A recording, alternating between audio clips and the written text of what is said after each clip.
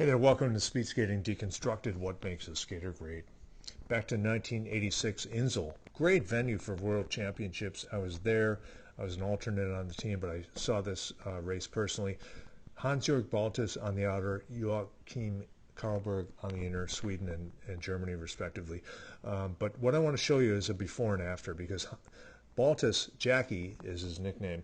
He was a great guy, really friendly and just a hard trainer, trained so hard, but his lactate profile did not do him service. He was, 15th, 16th in the world all the time, worked really hard between 84 and 88 and did his best. And he was a great skater until he got taken over by lactate.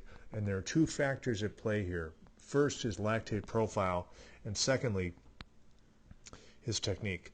So let's look at this. And again, on this channel, we want to point out things that work and things that don't work. And there's a lot that works with Jackie Baltes here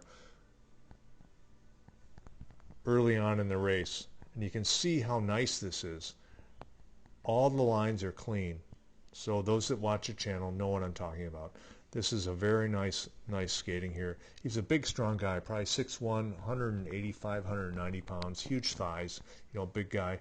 And we're not going to focus on Joachim Karlberg here, but we will in a later episode. So let's look. So you can see it's really nice and relaxed, and the first 200 of a 5K is just great because you're just setting your technique. It's like laying the gauntlet down for your technique, like establishing your ice pattern. And he does that very well. Look at this, really nice movement across, really nice blade angle. I mean, just superior, really good. Off that skate early, right there. Not quite outside, but again, that has to do with anatomy, not necessarily technique. So really, really nice here. Look at the drive through the hit zone, compression, lateral compression, it's all down. So you want to compress under you. He does that extremely well early. So here's Jackie skating, and let's watch it in fast time. Nice rhythmic, good rest. So it's a very, very good skate early on. But what we'll notice even early is this.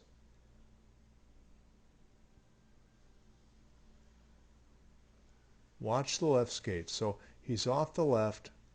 Notice this curl here. We've talked about the curl. You want to keep those lines straight. There's already a curl in his ankle. That will prove a real problem later on. But right now, you see the curl, and what it does is it unweights the left, and the right comes down too soon. And then he's got that curl here, and that is a conflict. It's a straddle. So the timing is off even early. And with that, he's got the right skate down, he's curling away and just wasting time even early in the race. And you can see the recovery is not what we want to see. We want to see that left come right back and drive in. So early on, there's a technical issue, and you can see how there's some dead time here. You see how he's coasting, and then at the end of his push, he's supposed to be pushing, but there's really no push there. So there's a problem with timing and position in the corner. And you can see it with broken lines here. His straightaways were great. His corners were not so great, and that's what did him in. So I want to show you his skating. This is really nice straightaways. I loved his straightaways. He's just so strong and relaxed. But for some reason, being a human, he had his faults in the turns. And most skaters get their best work out of the turns, but Hansjorg had his best work in the straightaways. And let's look at it from this angle. Again, you can just see how there are broken lines, and he puts the left down, and that right is kind of going away against nothing. So not enough downward pressure and not enough movement forward. So let's look later in the race. We saw his straightaways early on. Let's look what he's doing at the end.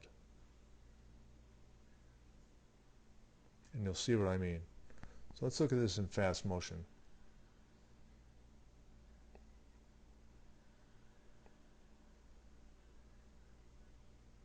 So right there, you can see this. Look at the left now. Look at the turn now. He's up higher. And again, this isn't a point of finger at Hansjorg Baltes for any means. But in these days, the point is, in these days, people died. People got tired. And, you know, you got people like Johan Olive Koss in '94, he sets a world record by multiple seconds and stands up and laughs and, you know, picks up flowers and teddy bears without even looking tired. This is mortal reality in speed skating in these days because people got really tired. So he's up higher, and this right is already caved in. It's not really doing anything, just picking it up. And he's just trying to go from skate to skate, and you can see it. There's not really anything there at all except for steps. And then the straightaway, look at this exit, not much there. And then working really hard, notice the middle. In the middle, broken lines, not like before. So just very, very different. Look, this is not the skater he was at the beginning of the race. And you can just see that. So the lesson is, in these days, people really, really had lactate affect their technique. And in current times, that's not happening. So not sure why that is, but I just wanted to point out an example of that. And Jackie Baltes was a great skater for a long time, and wanted to share that with you as an example of why people get tired.